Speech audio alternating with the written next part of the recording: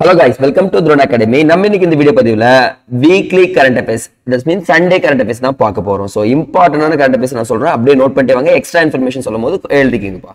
First பாருங்க, மஞ்சள் வாரியம் அப்படின்றத அமைக்க போது இந்தியா. அப்போ இந்தியாவின் புதிய மஞ்சள் வாரியத்தின் தலைமையகம் இப்ப எங்க அமைக்கப்பட உள்ளதுன்னு பாத்தீங்கன்னா தெலுங்கானாவில் அமைக்கப்பட உள்ளது அப்படின்னு சொல்லிட்டு கொடுத்துருக்காங்க. தெலுங்கானால எங்கன்னு பாத்தீங்கன்னா நிஜாமாபாத் அப்படின்னு கூடிய நகர்ல தான் அமைக்கிறாங்க.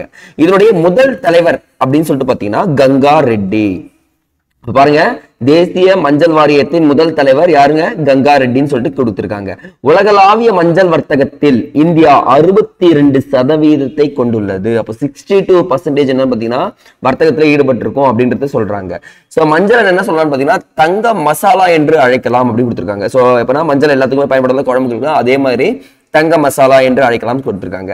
சோ பாருங்க, தமிழ்நாட்டின் பரப்பளவில் 2வது பெரிய நகரமாக விளங்கும் ஈரோட்டில் மஞ்சள் சந்தை அமைய உள்ளது. அப்போ மஞ்சள் சந்தைன்றது எங்க அமைய உள்ளதுன்னா தமிழ்நாட்டில். ஏன் சார் தமிழ்நாட்டில் அமைய போகுதுன்னா எக்ஸ்ட்ரா இன்ஃபர்மேஷன் அப்படி நோட் பண்ணிக்கங்க. சோ ஈரோட்ல மட்டும்தான் அதிக அளவு, தமிழ்நாட்டிலேயே அதிக மஞ்சள் உற்பத்தி எங்கு செய்யப்படுகிறதுனா ஈரோட்டில் தான் செய்யப்படுகிறது அப்படின்னு சொல்லிட்டு கொடுக்குறாங்கப்பா. சோ ஈரோட பொறுத்த வரைக்கும் இன்னொரு கரண்ட் அஃபேர்ஸ் என்னன்னு பாத்தீங்கன்னா தமிழ்நாட்டுல அதிக காடுகள் பரப்பளவு கொண்ட மாவட்டமா ஈரோடு தான் இருக்கிறது அப்படின்னு சொல்றாங்க. ஈரோட பத்தி இன்னொரு கரண்ட் அஃபேர்ஸ் பாத்தீங்கன்னு வச்சுக்கோங்களேன், தமிழ்நாட்டுல 2வது மிகப்பெரிய பேருந்து நிலையம் எங்க இருக்குன்னு பாத்தீங்கன்னா ஈரோட்ல தான் இருக்கு. அப்ப ஈரோட வச்சு நம்ம 3 கரண்ட் அஃபேர்ஸ் முடிக்கிறோம். மிகப்பெரிய பேருந்து நிலையமும் அங்கதான் இருக்கு, அதிக மஞ்சள் உற்பத்தியும் அங்கதான் இருக்கு. இப்ப கரண்ட் அஃபேர்ஸ்ல ஈரோடு காடுகள் இருக்கிற பகுதியில அதிகமா இருக்கிறது அப்படின்றத குறிப்பிட்டிருக்கோங்க. அடுத்தது செகண்ட் நியூஸ், பயணிகளின் வாகன உற்பத்தி அப்படின்னு ஒரு டேட்டா கொடுத்திருக்காங்க. எக்கச்சக்கமான விஷயங்கள் இருக்குங்க. ஏன்னா பயணிகள் வாகன உற்பத்தி சந்தையில் இந்தியா 3வது இடம் பிடித்துள்ளது. இப்ப எல்லாருமே என்ன பண்ண ஆரம்பிச்சிட்டாங்கன்னா கார் வாங்க ஆரம்பிச்சிட்டாங்க. அது இல்லாம அந்த வெஹிக்கல்ஸ் யூஸ் பண்ண ஆரம்பிச்சிட்டாங்க. ஏன்னா நடுத்தர வர்க்கம் விரிவாக்கம் அப்படின்னு சொல்லிட்டு சொல்றாங்க. ஏன்னா நகரமயமாகும் போது இளைஞர்களின் எண்ணிக்கை அதிகமாகவே இருக்கும். இந்த இளைஞர்களின் எண்ணிக்கை அதிகமாகும் போது அவங்க ஆட்டோமேட்டிக்கா வருமானம் அதிகமாச்சுன்னா அவங்க வாகன உற்பத்தியும் இங்க இன்க்ரீஸ் ஆகும்னு சொல்லியிருக்காங்க. சார் என்னங்க சார் நகரமயமாதலுக்கும் வாகன உற்பத்திக்கும் என்ன சம்பந்தம் பாத்தீங்கன்னா சிட்டி சைட்ல இருக்கவங்க எல்லாருமே என்ன பண்ணுவாங்கன்னா ஒரு குறிப்பிட்ட அளவுல வாகனங்களை பர்ச்சேஸ் பண்ணுவாங்க அப்படின்றத இங்க கொடுத்திருக்காங்க. அப்ப இந்தியா எத்தனை இடத்துல இருக்கு? வாகன சந்தையில் 3வது இடம் பிடித்துள்ளது அப்படின்றாங்க. சோ இப்ப நோட் பண்ணுங்க பார்க்கலாம். இதெல்லாம் எக்ஸாம்ல ரிப்பீட்டடா கேட்கக்கூடிய கொஸ்டின்ங்க. இந்திய அளவில் நகரமயமாதல் வந்து பாத்தீங்கன்னா 31.5%. தமிழ்நாட்டில் நகரமயமாதல் 48.4%. ஓகே பாருங்க, வாகன உதிரி பாகங்கள் உற்பத்தியில் நம்ம வந்து பாத்தீங்கன்னா 28% இருக்கும். லாரி உற்பத்தியில் 19% இருக்கும். கார் மற்றும் இருசக்கர வாகன உற்பத்தியில் 18% இருக்கும். இது எல்லாமே தமிழ்நாடு எக்கனாமின்னு சொல்லிட்டு ஒரு லெசன் இருக்கும், அதுல அப்படியே கவர் ஆயிருக்குங்க. அது கொடுத்துருக்கேன். பேருந்து கட்டுமான தொழிலுக்கு பேர் பெற்றது கரூருங்க.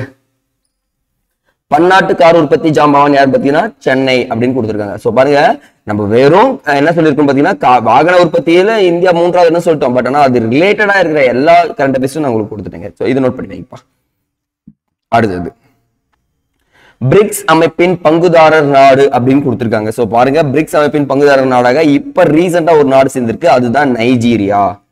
இப்ப யார் பாத்தீங்கன்னா பங்குதாரர் நாடாக இணைந்த நாடுன்னு கேட்டாங்கன்னா நைஜீரியான்னு சொல்லலாம். அப்ப பிரிக்ஸ் வந்து பாத்தீங்கன்னா Brazil, Russia, India, China, south Africa, இதுதான் பிரிக்ஸ் சொல்லிட்டு சொல்லியிருந்தாங்க. இப்ப ரீசெண்டா போன வருஷம் என்ன ஆயிடுச்சுன்னா Saudi Arabia, Egypt, Ethiopia, Iran, UAE அப்படின்னு சொல்லக்கூடிய கண்ட்ரிஸ் என்ன ஆயிடுச்சு வந்து ஜாயின் பண்ணிட்டாங்கன்றது சொல்றாங்க. சோ ஆனாலும் Belarus, Bolivia, Cuba, Kazakhstan, Malaysia, Thailand, Uganda, Uzbekistan ஆகிய நாடுகளும் இணைந்து என்ன ஆயிடுச்சு பிரிக்ஸ் கூட்டமைப்புல இருக்குன்னு சொல்லிட்டு சொல்றாங்க.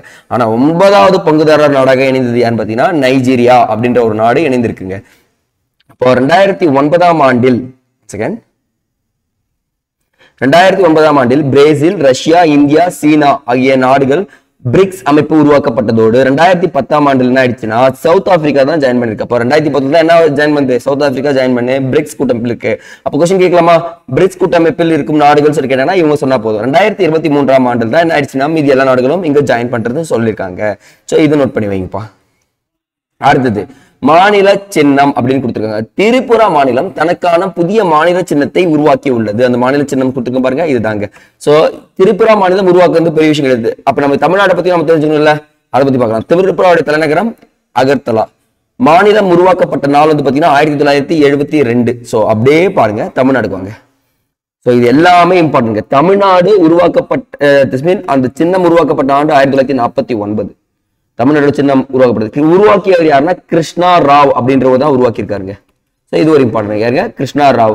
இச்சின்னத்தில் ஸ்ரீவில்லிபுத்தூர் கோவில் கோபுரத்தினை பரிந்துரை செய்தவர் யாருன்னு பாத்தீங்கன்னா டி.கே. சிதம்பரம். பாருங்க, அப்ப நம்ம தமிழ்நாட்டுடைய சின்னம்னா ஸ்ரீவில்லிபுத்தூர் கோபுரம் தான்.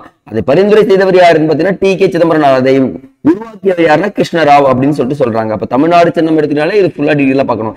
சத்தியமேவே ஜெயதே என்ற வார்த்தைக்கு பதிலாக வாய்மையே வெல்லும் என்ற வார்த்தையை மாற்றியவர் யாருன்னா அண்ணா அப்படின்றது கொடுத்துருக்காங்க. ஸோ இது எல்லாமே வந்து பாத்தீங்கன்னா எக்ஸாம் ரிலேட்டடா ரொம்ப ரொம்ப இம்பார்ட்டன்ட். ஸோ மிஸ் பண்ணாதீங்க, இது எல்லாமே எடுத்துக்கங்க. ஸோ நம்ம டெய்லி பேசிஸ்ல கரண்ட் அஃபேர்ஸ் போட்டிருக்கோம். வீக்லி ஒன்ஸ் வந்து என்ன பண்றீங்கன்னா வீக்லி கரண்ட் அஃபேர்ஸ் போடுறோம். என்ன இம்பார்ட்டன்ட் நியூஸ் இருக்கோ அது எல்லாத்தையுமே எடுத்துட்டு வந்து நான் உங்ககிட்ட சேர்த்துறேன்.